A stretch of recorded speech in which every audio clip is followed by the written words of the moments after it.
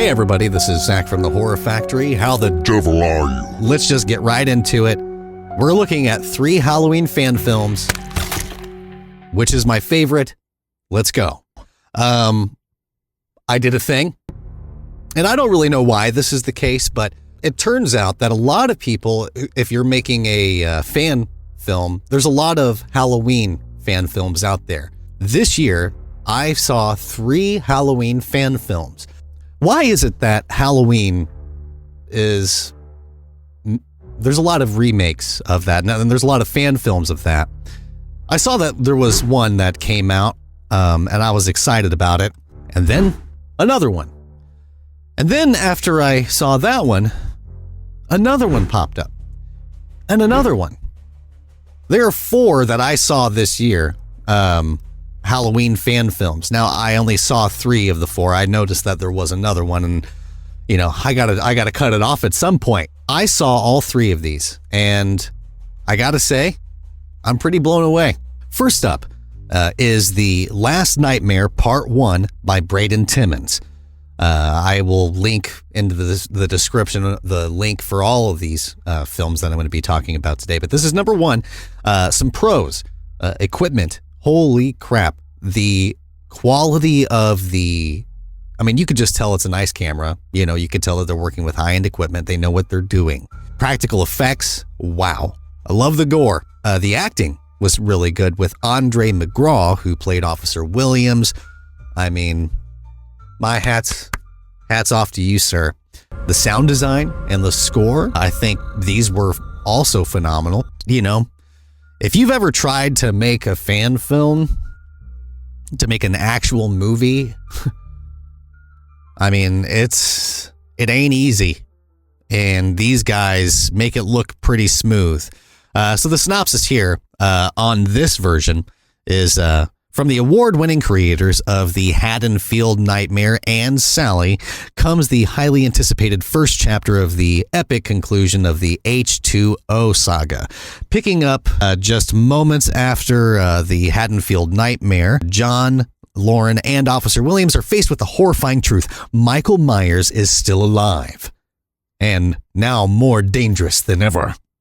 Now it's a race against time to develop a plan to stop him before the entire town of Haddonfield falls prey to the relentless terror of the infamous killer. Whenever I was looking through, there's a spot that is getting a lot of traction. It's right when they answer the door. They're having a couple of drinks. Oh, there goes Michael Myers. Here he comes. No idea. Here he comes. He's coming. He's coming, and done. Yeah, pretty brutal.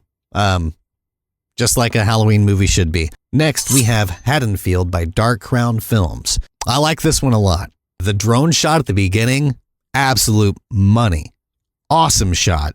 If I was a filmmaker, and I wish I was, if I had that shot, I'd be like, yep. Loved the pre-altered Myers mask. That's not something I remember seeing before. I think it may have come up in a Halloween movie before, possibly, but I'm not sure. If there is, will you just let me know in the comments? Maybe you guys know. Michael Myers' father. That's what makes this story so much more unique than any other Halloween film or otherwise fan film that I've ever seen, because I don't know if anybody's ever really pursued that angle of Michael Myers' dad. So that was pretty innovative to kind of take that into a new direction that we haven't seen before.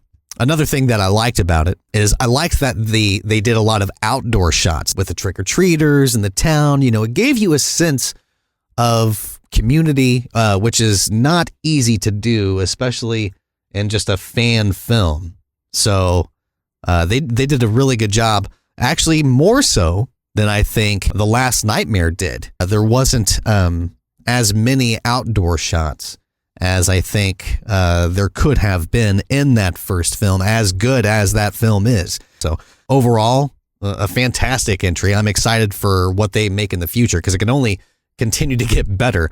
And that's the other thing, you know, follow these guys, because later on, they might be making names for themselves as really good at what they do. One thing that I forgot to mention about the Haddonfield entry is the impotency scene. This never happens to me. It's okay, baby. It happens to me too. Let me go get another beer. All right. You got this. Yeah. ED is probably the scariest thing of all. Last but not least, we have American Halloween 3 by Anthony Miller. This one, I like the trippy intro with the pumpkins. It felt like a Halloween movie. He actually did what a lot of the others didn't, at least from what I could recall, and that's have scenes during the day and night. So I know with Halloween, a lot of the scenes are at night. Obviously, that makes it scarier.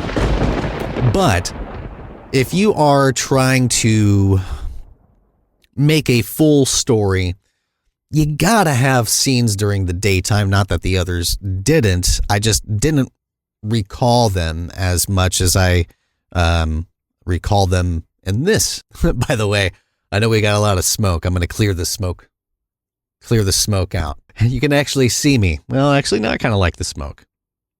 We're going to leave the smoke on. Another thing that I really liked about this one is that Anthony, who directs the film, does great. I could see him playing a likable character in a real Halloween film. Like, he seems like somebody that you want to root for, a likable character. Shadow by Blouse was a really cool song. The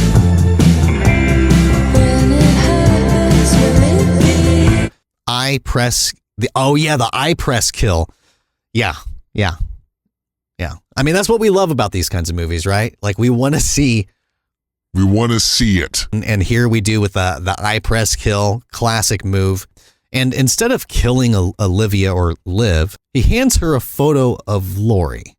Maybe a controversial move, perhaps, but a different way of doing it, because I feel like Myers, because he's just a brutal killer. So there's something else going on here. Maybe a shift. Maybe he's changing. Evolution is great. This one was by far, I think, the longest of the three, 1 hour and 7 minutes. So right now it's at about 50,000 views. Not bad. Not bad, sir. But out of these three, which is the best? So we're looking at more than just the overall, production value and all of that, because those are things that you can do with equipment and experience. I'm also looking at storytelling. It's really tough. It's really, really tough to pick a winner. If I were to give a winner, I have to give it up to The Last Nightmare. It is the most polished version, and it had me hooked for the 45 minutes. I think overall, that may be my pick, but that doesn't take anything away from the other two that I mentioned. They're fantastic. I'm going to link them in the description. With that, I bid you adieu. Have a fantastic weekend, everybody. Holidays, it's the holidays. Get your Christmas shopping done. Get your holiday shopping done. And until next time, this is Zach from the Horror Factory, and I'll catch you guys later.